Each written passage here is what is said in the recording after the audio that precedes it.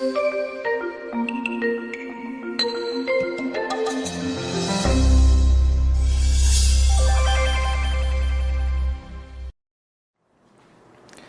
mga naging kaganapan nitong nakaraang taon, nitong mga maraming araw na lumipas, ay lockdown.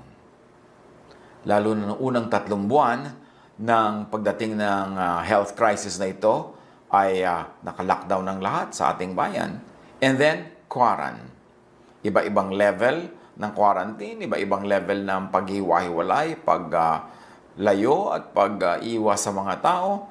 Then distancing was the name of the game, still is. Staying home has been the choice, the only choice of many people, and it led to a lot of boredom. In fact, kahit naman nung araw na wala pang ganitong mga health issues, wala pang ganitong mga health concerns, wala pang mga quarantine, ang dami ng mga tao laging nagrereklamong sila ay bored, nababagot, naiinip. Dapat nating harapin ng mabuti, i-manage ang ating boredom para hindi yan ang maghari sa ating buhay. Dapat tayo ang magkontrol. Sa tulong ng Diyos, sa liwanag ng Espiritong Banal. Ang pag-aaral natin ngayon, pinamagatan nating a boring day. Talaga, boring. Ang dapat nating isipin, mga kapatid, pag boring ang panahon, ang araw, ang oras, ibig sabihin ay walang acute pain. Kasi pag meron kang sumasabog na appendix dyan, pagka meron kang kirot na naradama, napakasakit na ulo, o masakit na paa, o masakit na likod, hindi ka mabobor. You'll be busy entertaining the pain and suffering from the pain. Kaya, pag boring ang panahon, ibig sabihin, walang acute pain. Ibig sabihin, meron kang dapat ipagpasalamat. Parang sabihin mo, ang boring naman ito maghapon. Ay, salamat, nabore ako. Ibig sabihin, hindi ako nagkaroon ng masidhing sakit. O hindi nagkaroon ng masidhing sakit ang mga kasama ko dito sa bahay, mga mahal ko sa buhay, mga taong inaalagaan ko. Kaya nagkaroon ng chance ako mabore. Kasi hindi ako nagdusa. So, thank you. At nagkaroon ng boredom. Job 33:19-20. Or someone may be chastened on a bed of pain, with constant distress in their bones, so that their body finds food repulsive, and their soul loathes the choicest meal. Dumarating daw sa buhay ng tao yan, na sobrang dinadalaw tayo ng karamdaman, na sobrang hirap ang nararanasan, kaya pati pagkain ay tinatanggihan ng ating katawan, ng ating sikmura. At kahit pinakamasasarap na pagkain, ay hindi tayo naenganyo, hindi tayo na-attract dahil merong pain. So, salamat pag nabore, ibig sabihin kasi walang pain. Ecclesiastes 2:23, ano mang gawin ng tao ay nagdudulot sa kanya ng balisa at hinanakit. May mga gabi pang hindi siya makatulog sa pag-iisip, ito man ay walang kabuluhan. So, pagka ikaw ay nabore, ibig sabihin wala kang naging malaking problema ang kailangan mong pag-isipan. Ibig sabihin na hindi ka na sobrang nabalisa, hindi ka na bother, hindi ka naguluhan, kaya nabore ka pa nga. Diba? Luxury na mabore. Kasi ibig sabihin hindi ka nagkaroon ng malaking suliranin. So thank you for boredom. Huwag dapat laging ipagreklamo yan. Pag boring ang panahon, ibig sabihin ay walang urgent problem. Hindi nasusunog yung bahay. Kasi kung nasusunog ang bahay mo ngayon, paano ka mabobore? Hindi lumulubog ang vapor. Hindi nahuhulog ang sasakyan o sa bangin. Kasi kung nangyayari ang lahat ng yon, urgent problem yan, paano ka mabobor? O kaya hindi yung heto na ang maniningil, sinisingil ka na mismo, o nasa panganib ang iyong buhay, o tumataas ang baha, kailangan itaas mo lahat ang gamit, o kailangan lumangoy ka to safety. So wala kang urgent problem, kaya ka nabobor. Salamat sa boredom. Ibig sabihin, walang urgent problem. Job 4:5, but now trouble comes to you, and you are discouraged. It strikes you, and you are dismayed. So pagka dismayed ka, paano ka mabobor? So pag bored ka, salamat, trouble is not striking you. Psalm 25:17, relieve the troubles of my heart, and free me from my anguish. So pagka ikay nabore, ibig sabihin wala kang trouble, deep, big troubles in your heart, at wala kang deep anguish. Wala kang sobrang pagdurusa, wala kang masyadong iniisip, kaya nabore ka pa. So parang, wow, luxury. You're too rested, you are rested enough to get bored. Huwag ka magreklamo pag bored, ipagpasalamat mo pa nga yan. Pag boring ang panahon, ibig sabihin ay walang crisis. Tulad ng binabanggit natin kanina pa. Psalm 4:7, fill my heart with joy when their grain and new wine abound. So, walang crisis. Meron ka pang time na magkaroon ng joy. Meron ka pang time na mag-enjoy. So, yung boredom mo, palitan mo ng enjoyment. Kasi it is neutral enough to be manipulated into something beneficial and beautiful. Kasi hindi mo obligasyon na harapin yung boredom tulad ng obligasyong harapin ang problema, obligasyong harapin ang crisis. Psalm 31:9, be merciful to me, Lord, for I am in distress. My eyes grow weak with sorrow, my soul and body with grief. Bored ka? Ibig sabihin, wala kang sobrang grief, wala kang sobrang sorrow, wala kang distress. So magpasalamat ka at nagkaroon ka pa ng chance mabore, imbes mapuno ng grief, ng hirap at hilahil at problema. Psalm 90:10, our days may come to 70 years or 80 if our strength endures. Yet the best of them are but trouble and sorrow, for they quickly pass and we fly away. So ganun lang daw ang buhay. At kuminsan, natatapos na at sa kabilang buhay ka na. So nabore ka, maghapon, nabobore ka na isang linggo, nabobore ka na isang buwan, ibig sabihin hindi ka kasi namatay. So salamat, hindi ka namatay, meron ka pang chance na mabore. Hindi ka nag-agaw buhay. No? Hindi ka lumaban para ka lang makahinga o lumaban para ka ma-revive. Ibig sabihin, rested kang masyado kaya ka nabore. So salamat at ikay nabore imbes mag-agaw buhay. Proverbs 19:23, the fear of the Lord leads to life. Then one rests content, untouched by trouble. Yun. Pagka ikaw ay untouched by trouble, magiging kontento ka. At pag hindi mo ginamit sa tama, sa positive way ang contentment, pwede yung mag-slide down to boredom. Na kahit boredom pa nga yan, ibig sabihin, you're on the side of rest. You're on the side of non-trouble. You're on the side of ease and rest. Kaya salamat sa boredom. Dahil ibig sabihin, hindi ka namomroblemang sobra. Kasi pag may problema ka at sobra mong pinoproblema, hindi ka mabobore. Mapupuno ang utak mo ng kutakot-takot na mga negative things at mga gagawin na mahirap sa loob, pero hindi boredom. Pag boring ang panahon, ibig sabihin ay walang tragedy. Pwede ka bang mabore habang lumulubog ang barko? Pwede ka bang mabore hanggang nagkakasakit ang buong pamilya? Pwede ka bang mabore hanggang wala kayong makain? Pwede ka bang mabore hanggang ubod ng daming challenges ng buhay? No, walang tragedy. Kaya nagka-time ka pang mabore. Kaya again, salamat boredom.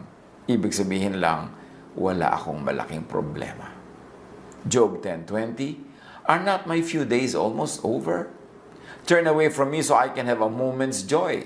So, yung mga sobrang hirap na hirap, walang time yan mabore, katulad nangyari kay Job. So, pag nabore ka, ibig sabihin hindi ka hirap na hirap. Ipagpasalamat.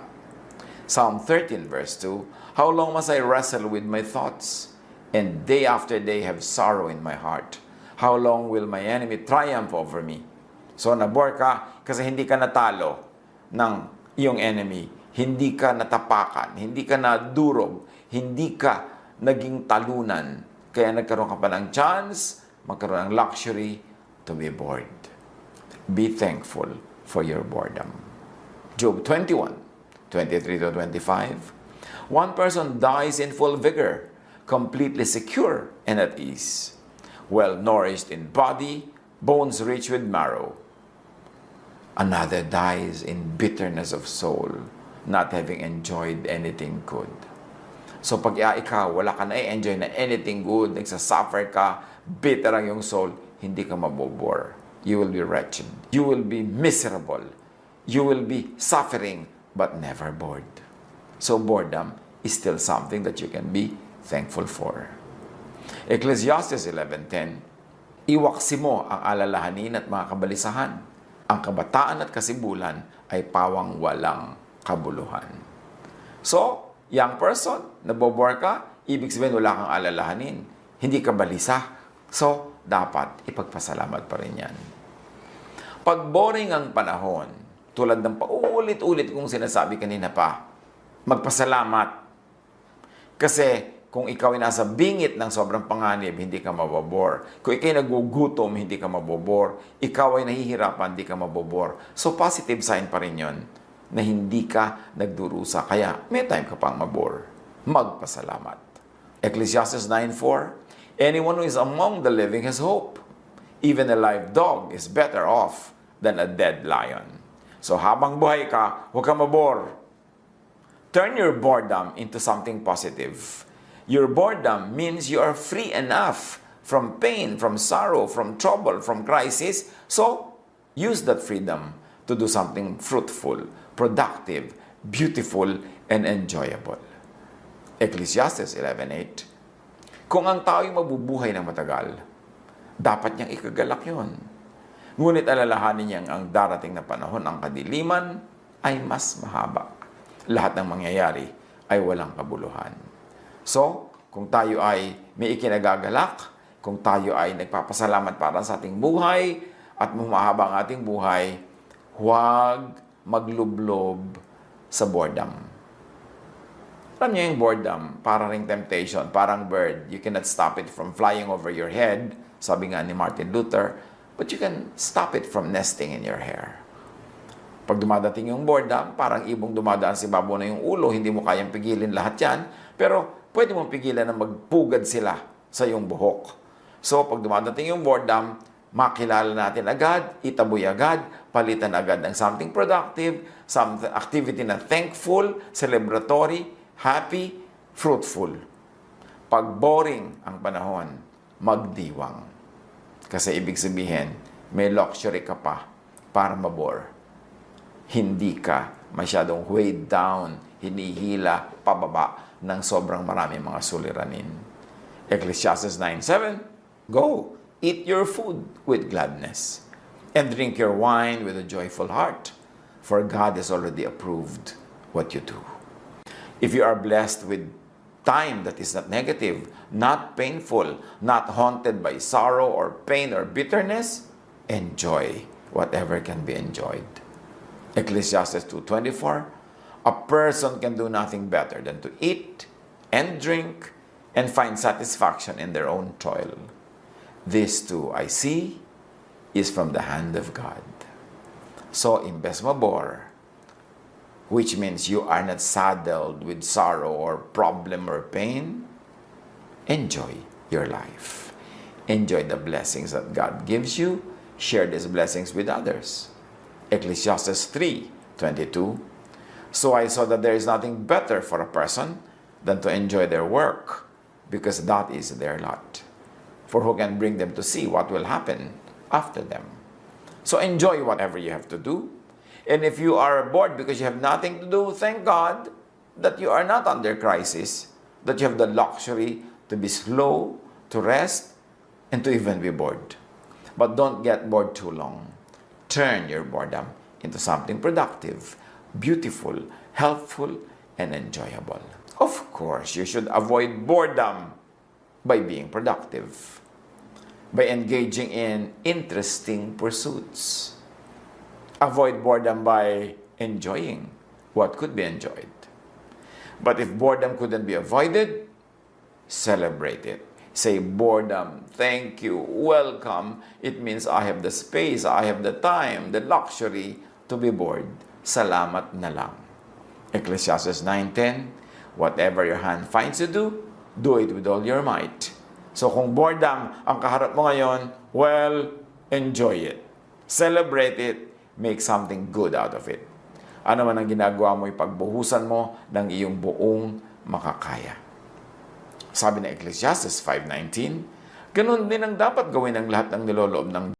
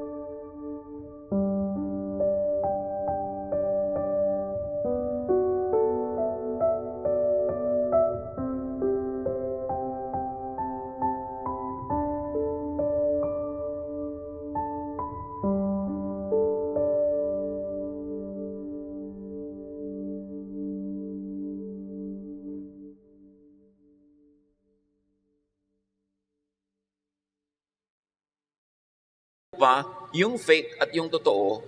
At yung fake daw, umaakyat lang sa bakod. Sa likod dumaraan, ang totoo sa harapan ng bakod dumaraan. Care for sheep here is symbolized by the sheep pen. And it's important to understand the concept of the sheep pen during the times of Jesus. Nung panahon po ng Panginoon at nung mga panahon before and even after, ang mga tupa ay naalagaan, dinadala sila sa mga wilderness para kumain ng damo doon, para uminom ng tubig. Pero sa gabi, nasa panganib ang mga tupang ito. The sheep are in danger at night because wild animals would want to attack them. So there are sheep pens in the wilderness para mga hotel na mga hayop. Ito ay nababakuran, pagkatapos may isa lamang na pasukan at isinasara yun. Sa gitna ay may malaking apoy, malaking siga para lumayo at huwag lumapit ang mga mababangis na hayop. At doon nagkakaroon ng dayaan. Kung minsan mayroong mga fake na mga tagapag-alaga, pagka natutulog na yung mga ibang tunay na nag-aalaga, dinadala nila yung mga tupa palabas, ninanakaw nila para makain ng mga mababangis na hayop o kaya maibenta nila sa palengke, makatay, mapasama. This was the sheep pen that Jesus was talking about. An enclosure in the wilderness with one gate manned by a gatekeeper. Now there are many thieves and robbers. There are many fake shepherds. At ang kanilang layunin, the objective is to deceive the sheep and lead them out to be sold or to be butchered. In other words, the intention of the fake shepherds is for selfish gain. Gusto nilang pagtubuan, pagkakitaan, pakinabangan yung mga tupa. So there are two types of shepherds, as Jesus teaches us. The fake shepherd, the thief and the robber. He does not enter by the gate. He enters over the fence and is not received by the gatekeeper. And then there's the true shepherd, the one who enters by the gate. At malinaw na ipinapakita dito ni Jesus na siya ang tunay na tagapag-alaga ng mga tupa, hindi yung mga huwad, hindi yung mga fake. John 10:3-5. The gatekeeper opens the gate for him, and the sheep listen to his voice. He calls his own sheep by name and leads them out. When he has brought out all his own, he goes on ahead of them, and his sheep follow him because they know his voice. But they will never follow a stranger. In fact, they will run away from him because they do not recognize a stranger's voice. So the true shepherd is recognized, listened to, and followed by his true sheep. The true sheep know and recognize, and they follow the true shepherd. The true sheep also knows a stranger's voice, and they run away from and do not follow false shepherds. So kung merong totoong tagapag-alaga ng tupa, meron din mga totoong tupa siya. At yung totoong tupang kanya, kilala ang boses niya at hindi susunod sa iba. Hindi lamang may tupa na nadadaya, merong tupang tunay na anak at alaga ng tunay na tagapag-alaga at sila'y hindi susunod sa iba. Immediately, we recognize that there are really true believers in Jesus. And the true believers in Jesus will not be deceived by the voice of false shepherds. They will have the discernment, the spirituality, the intellect, the understanding to recognize false teaching and false shepherds. Meron silang niloloob, meron silang iniisip na hindi kayang dayain ng mga magagaling magsalita, ng mga magagaling magturo dahil sa loob-loob lang nila nadadama nila kung ano ang dapat nilang sundan at ang hindi. So the true sheep follow the true shepherd. And the true shepherd and the true sheep can be known. Kaya magtataka ka, bakit naman sobrang-sobrang ang linaw-linaw naman, ang dadaya na yung isang katuruan, may sumusunod pa. Hindi sila yung true sheep. Nakikinig sila sa mga kabalbalan ng mga false shepherds. John 10:6, Jesus used this figure of speech, but the Pharisees did not understand what he was telling them. Tulad ng madalas gawin ni Jesus, siya ay nagsalita sa talinghaga Kausap niya yung mga pariseo, yung mga religious leaders, pero gaya ng dati, hindi naman siya talaga naintindihan. Hindi siya inintindi ng mga kausap niya. So the language and the story was symbolic, but it was not understood, it was not appreciated. John 10:7-9, therefore Jesus said again, very truly I tell you, I am the gate for the sheep. All who have come before me are thieves and robbers, but the sheep have not listened to them. I am the gate. Whoever enters through me will be saved. They will come in and go out and find pasture. Dahil hindi siya naintindihan sa una, inulit ni Jesus ang katuruan at mas nilinaw. Sabi niya, ang totoo, hindi naman mga gate ng mga alagaan at bahay ng hayop ang pinag-uusapan. Ako ang pinag-uusapan. Ako ang tunay na pintuan. Sa akin dadaan para magkaroon ng tunay na buhay. Buhay sa kabilang ibayo at buhay dito sa mundong ito. Ako ang dinadaanan para makalabas kayo sa pagkakakulong sa oras na tama na at kayo makakuha ng mga damo, makain ito, mga inumin, mainom ito. Kayo ang dadaan sa akin, labas-masok kayo. Pupunta kayo sa labas para kumain, para uminom, papasok kayo sa loob para ma-protect sa mga mababangis na hayop na gusto kayong wasakin. Ako ang pintuan na yun. Lahat ng nauna sa akin ay mga magnanakaw. Sinabi ni Jesus. All who have come before me are thieves and robbers. So this is in direct reference to all the teachers and prophets and everybody who misled the people of God, who misled Israel, who misled the people of the world. Sinasabi ni Jesus, ang lahat ng nauna sa aking nangaral, nagturo, hindi sila totoo. Hindi nila kayo binigyan ng kaligtasan, hindi nila kayo binigyan ng kalayaan, hindi nila kayo binigyan ng kasiyahan. Fake sila. Laking statement ang ginawa na ni Jesus, ha? Dahil sa kanyang panahon, napakaraming kinikilala ng mga tao noon na mga tunay, na mga alagad ng Diyos. Pero sabi niya, lahat ng mga nauna sa akin na yan, dinaya lang ang tao. Pinagsamantalahan.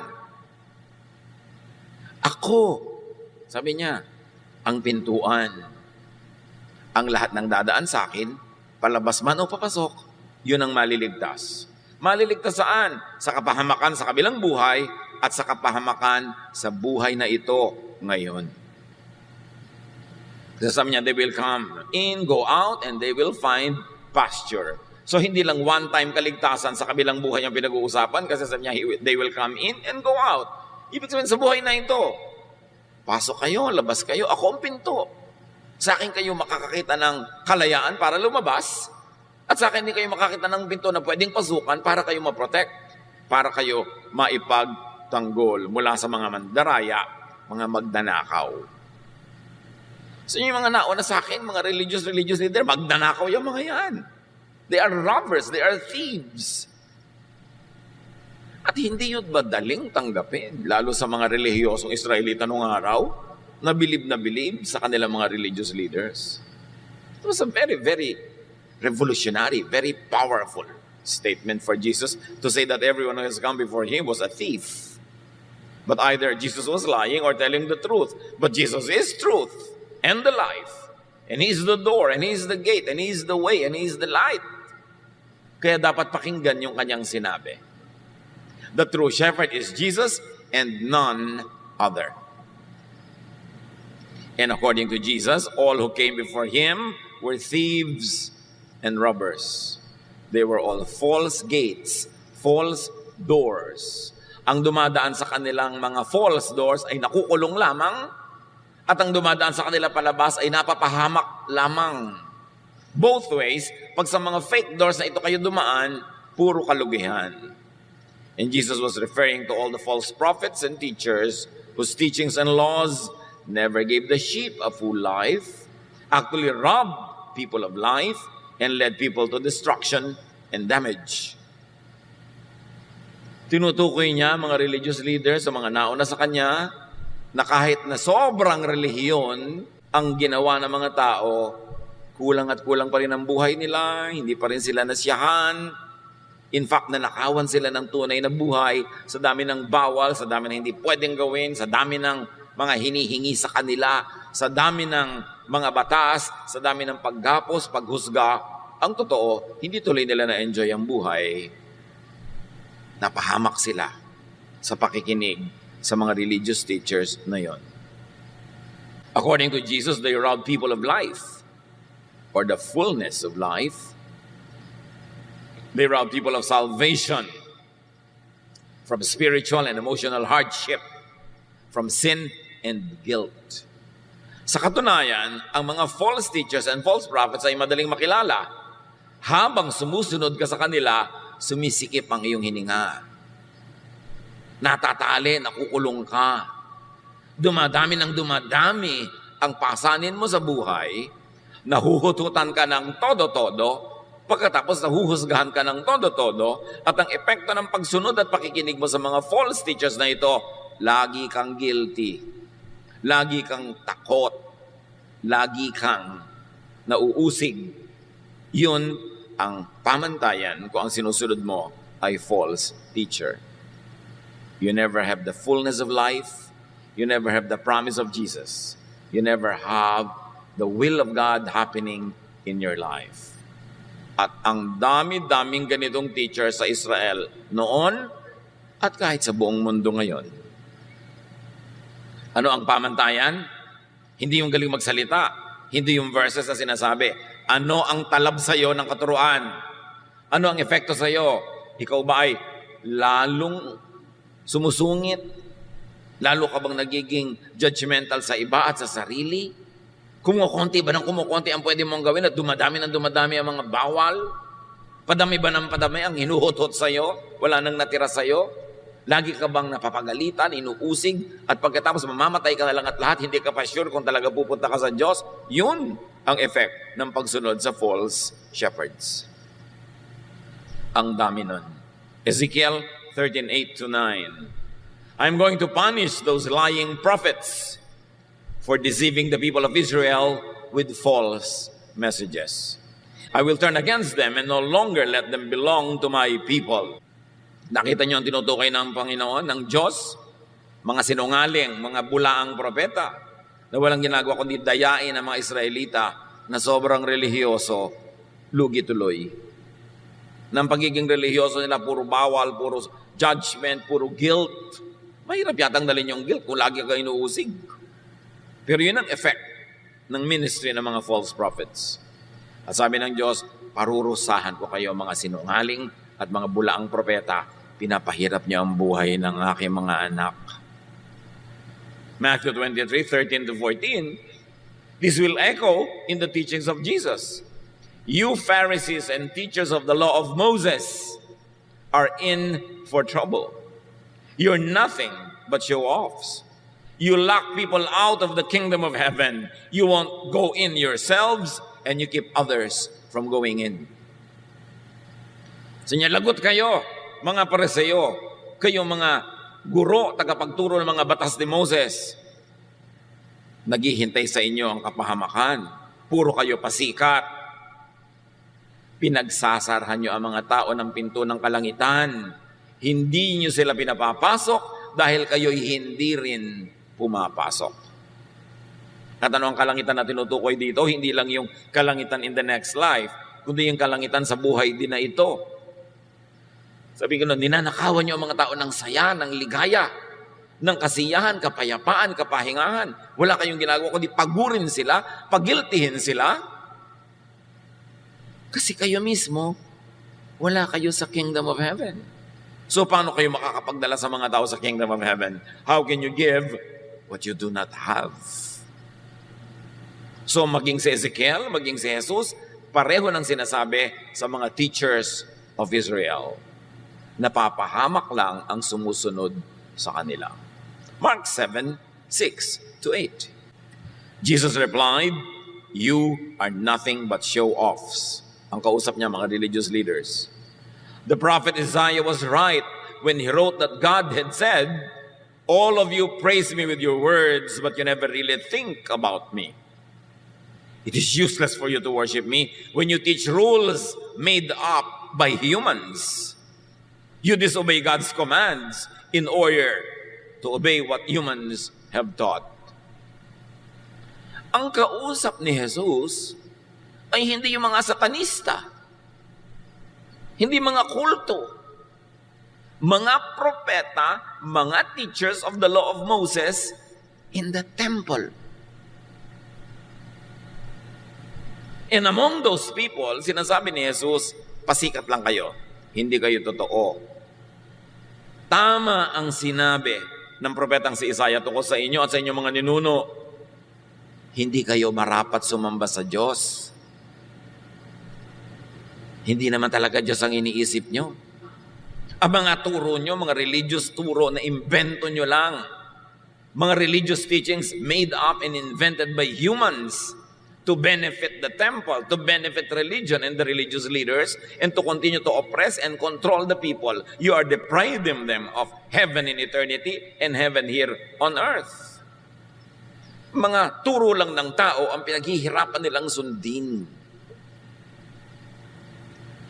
Galit na galit si Jesus sa mga religious teaching na imbento lang ng tao. Tapos sinasabi, turo yun ng Diyos. Pagkatapos ang bunga sa mga sumusunod, nasasakal, nasisikipan, nalulunod, nabibigatan, nahihirapan. And possibly many who came and come after Jesus were and are also thieves and robbers. Hindi lang effective ang sinasabi ni Jesus sa mga teachers before His time, but also very possibly to many teachers after the time of Jesus on earth. In other words, may mga fake shepherds noon at ngayon. At sa buong kasaysayan ng relihiyon. Kaya ang sabi sa Matthew 7:15 ng Panginoon, watch out for false prophets. They dress up like sheep, but inside are wolves who have come to attack you. Mag-ingat kayo sa mga bulaang mga guro na nagbabait-baitan, nagbubuti-butihan, pero ang totoo ay sila yung mga mababangis na hayop na naghihintay lang ng pagkakataon para kayo salakayin at sirain. Hindi lang yun noon, hanggang ngayon. In John 10:10, Jesus says, the thief comes only to steal and kill and destroy. I have come that they may have life and have it to the full. So the effect of the false prophet in believers is that they are stolen from, they are killed and destroyed. Ang buhay nila nawawala ng kulay, ng saya, ng sigla.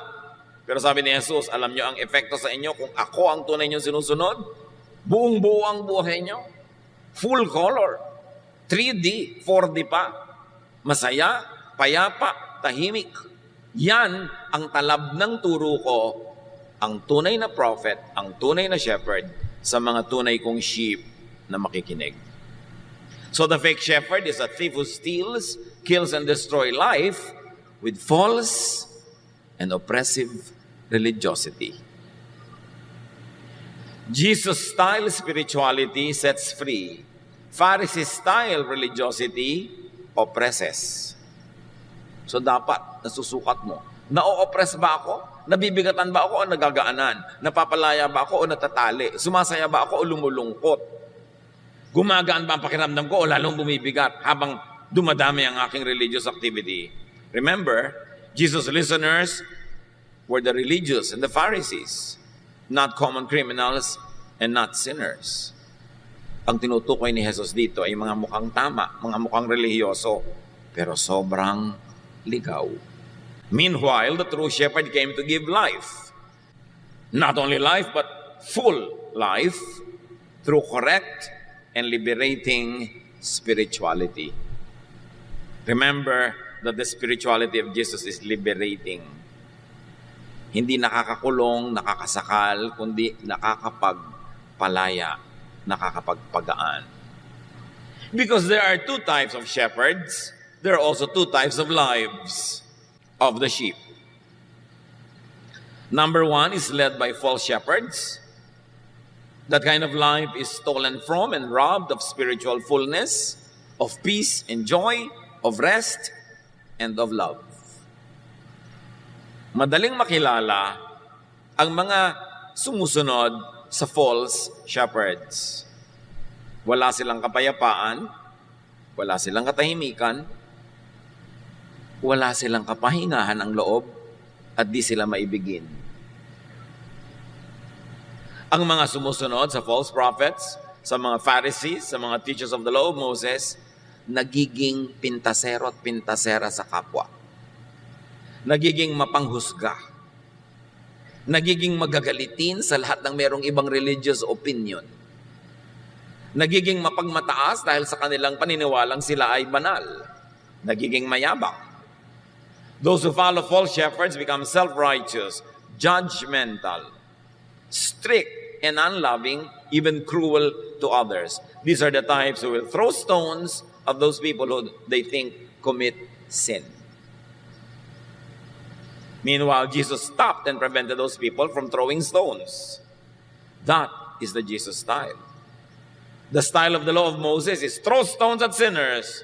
The style of Jesus is whoever is sinless, throw the first stone, which really means no one should be throwing stones. Dapat kilala. Ang daming Kristiyano, hindi naman Kristiyano ang asal, Fariseo. Ang daming Kristiyano, ang lifestyle hindi Kristiyano, Fariseo. Kasi you will know them by their fruits. Ano ang bunga? So, those that are led by false prophets are damaged and even destroyed. Wala na yatang mas religious pa na bansa kaysa Israel at wala nang mas religious pa na syudad kaysa Jerusalem. Pero minsan, nang naglalakbay si Jesus at sa isang liko ay nakita niya yung lungsod ng Jerusalem sa ibabaw ng bundok. Siya ay nanangis sa lungkot, hindi sa tuwa. Matthew, when he saw the crowds, he felt sorry for them. They were confused and helpless, like sheep without a shepherd. Can you imagine? Matthew 9:36. Nung makita ng Panginoon ng mga tao, napaluha siya, nalungkot siya, naawa siya, dahil sa kabila ng kanilang relihiyon, para sila mga tupang walang tagapag-alaga. Sila yung mga ligaw, sila yung mga kawawa, nasa panganib, mga gutom, uhaw, sa kabila ng kanilang araw-araw na relihiyon. Hindi nadadaan yan sa religion, religious activity, dalas mong magdasal, Bible version. Ang point, pinagaharian ka ba ni Jesus? Siya ba ang tunay mong shepherd? 2 Peter 2:1-3. Sometimes false prophets spoke to the people of Israel. False teachers will also sneak in and speak harmful lies to you. But these teachers don't really belong to the master who paid a great price for them, and they will quickly destroy themselves. Many people will follow their evil ways and cause others to tell lies about the true way. They will be greedy and cheat you with smooth talk, but long ago God decided to punish them, and God doesn't sleep. Ang linaw. Sabi nga kahit ang Israel, binobola, niloloko ng mga bulaang propeta, nakikinig naman sila. Hindi sila tunay na galing sa Diyos. At marami mga tao susunod sa kanilang mga baluktot at mga pamamaraan. At sila ay magiging mga gahaman, mga sakim. Dadayain kayo. Peperahan lang kayo ng mga relihiyon na yan. Pero sabi niya, huwag kayong maglala. Matagal nang alam yan ng Diyos. At hindi natutulog ang Diyos. So dapat hindi rin tayo matulog. Maging mapagmatsyag sa mandaraya, mambobola, pahihirapan ka lang. Matthew 23:15, you Pharisees and teachers of the law are in for trouble. You're nothing but show-offs. You travel over land and sea to win one follower. And when you have done so, you make that person twice as fit for hell as you are. Lagot kayo ha? Kayo mga fake na mga teacher? Mission pa kayo. Patawid-tawid kayo ng mga kabundukan, ng mga dagat, para magkaroon kayo ng convert. Pero oras na dapuan ninyo, maturuan ninyo at sumunod sa inyo, ginagawa niyong doble ang sama kaysa dati. Nadodoble ang kanilang disqualification from heaven and qualification for hell. Kasi ang turo nyo ay lason. At yan ay ginagawa sa ngalan ng Diyos, ha? At kahit ngayon sa ngalan ni Jesus, dadapuan ka ng missionary, dadapuan ka ng teacher, dadapuan ka ng kung sino-sino. Tapos ang ending, magiging katulad ka nila. Judgmental, self-righteous, self-promoting, haters of other believers, divisive and divided, separatist, humihiwalay ka sa mga ibang anak ng Diyos, ikaw lang ang tama, ikaw lang ang totoo. So ganun, marami niyan. Dati nung hindi ka pa sumusunod sa relihiyon, hindi ka pa relihiyoso, friendly ka sa mga kamag-anak mo, friendly ka sa iba, ngayong nagkaroon ka ng religion, hiwalay ka na ng hiwalay, diyan na judge mo na sila, ni ayaw mong makisama sa kanilang mga gawain. Nakakabuti ba yan sa'yo o nakukulong ka? May mga pagsunod na nagiging pahirap, pabigat, nakakasakal. Hindi ito ang galing kay Jesus.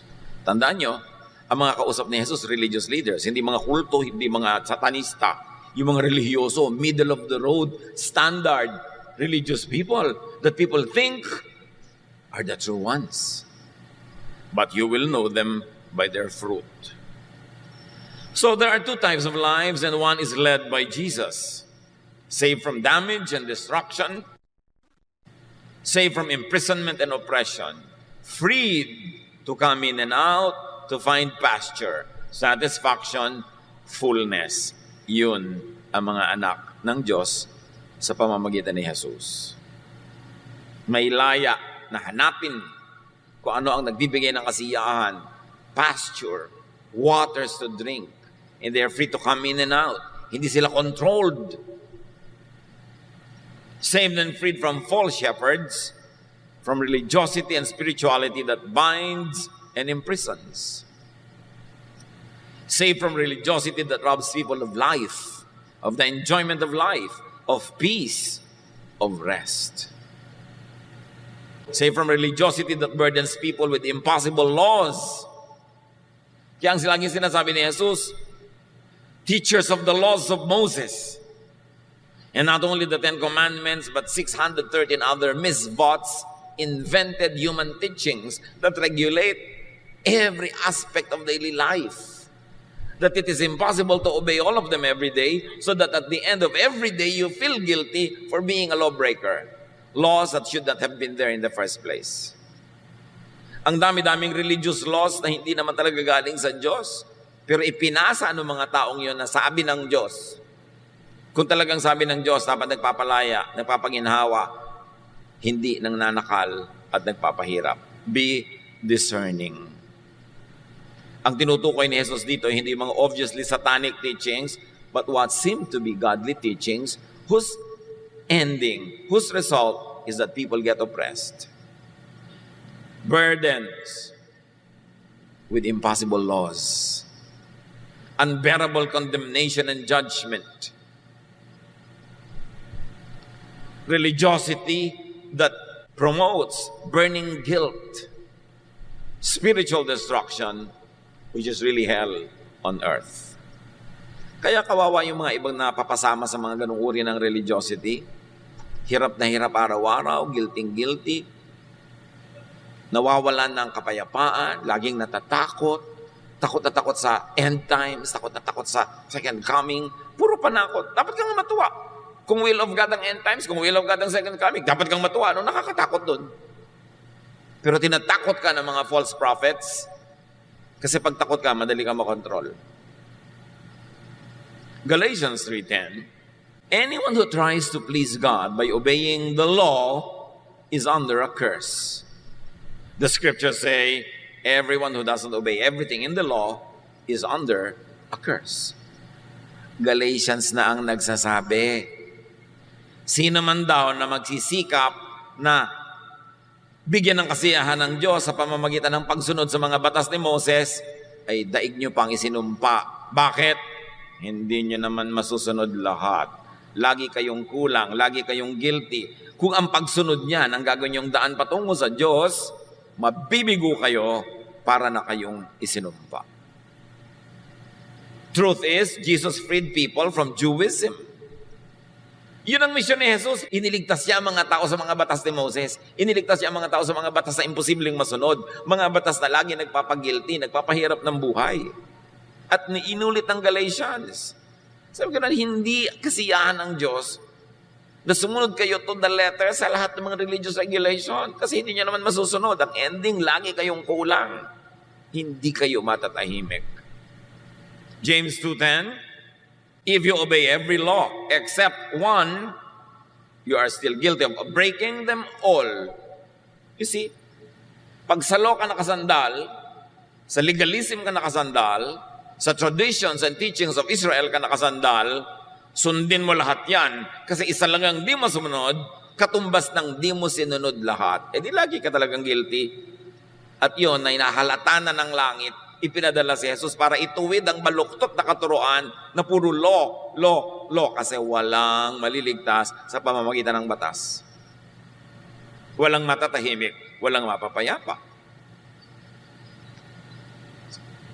Malino ba yung sinasabi ni Jesus? Hindi na kayo under the law. You have been set free from the law by the love of God. Inibig na lang kayo ng walang patakaran kasi kung dadaanin sa law, walang papasa. And yet, marami sa atin laging guilty pa rin. Acts 15:10, nung may mga bagong Christian, pinipilit ng mga Jewish na naging Christian na maging Hudyo din, yung mga bagong Christian na hindi naman Hudyo dati. In other words, o gentle ka, hindi ka Hudyo, pero naging Christian ka, magpaka-Hudyo ka muna. Mga lalaki, kailangan na namang magpatuli kahit matanda na. Mga babae, sundin nyo lahat ng mga ceremonial law bago kayo maging Christian. At sabi ng Acts 15:10, now why are you trying to make God angry by placing a heavy burden on these followers? This burden was too heavy for us or our ancestors. Ang linaw. Sabi ng guro, bakit nyo ginagalit ang Diyos? Na yung mga hindi Hudyong tulad natin, gagawin nyo pang Hudyo ngayon. Hudyo tayo, naging Christian. Bakit yung hindi naging Hudyo na naging Christian, gagawin nyo pa uling Hudyo? Sabi ng ganon, ang hirap maging Hudyo. Ang bigat. Hindi nasunod ng mga ninuno natin, hindi rin natin nasunod. Tapos yung hindi na nga Hudyo, gagawin mo pang Hudyo? Hindi igagaya mo sila sa atin ng mga bigo. Mabigat ang buhay, mahirap. At mga kapatid, hindi lang ito nung araw ng Book of Acts ay sinusulat. Ngayon din, maraming mga hindi na nga Hudyo, naguhudyo-hudyuhan pa. Sumasali pa sa pagiging Hudyo, kinokopya ang mga damit ng Hudyo, mga patilya ng Hudyo, mga festival ng mga Hudyo. Sinabi na nga dito, tayo hindi natin nasunod dyan. Bakit idadamay pa natin yung hindi Hudyo? Ang linaw na nito, pero hanggang ngayon, ang nandudumilat ang katotohanan ito, ang dami pa rin gustong maghudyo-hudyuhan. Tatawagan kayo sa telepono, aakyatin kayo sa bahay nyo, re-recruiting kayo para maging hudyo-hudyuhan kayo tulad nila. Ang linaw na nga ng Acts 15:10. Gumawa kayo ng malaking plakad, ipakita yun sa kanila. Sinabi na nga sa Bible yan, yung hindi Hudyo, maghuhudyo-hudyuhan. Kayo na naman ganito, sasali na naman kayo. Wala ba kayong mga utak? Pero di ba meron ng true shepherd, may true sheep? At merong talagang false sheep that will never follow the true shepherd. They will only follow the false shepherd. Kaya nagkakakilakilanlan kung sino ang sinusundan. Si Jesus dapat. Sinabi niya, kayong mga Pharisees kayo, may araw din kayo. Napapahamak ang mga sumusunod sa inyo. Dumadami ang mga patakaran, dumadami ang mga batas na hindi naman nasusunod, dumadami ang pagkukunwari, ang pagbabalat kayo, dumadami ang guilt. Jesus, the true shepherd, saved and saved sheep and people by taking the punishment for sin upon himself. Salvation is free, but it is not cheap.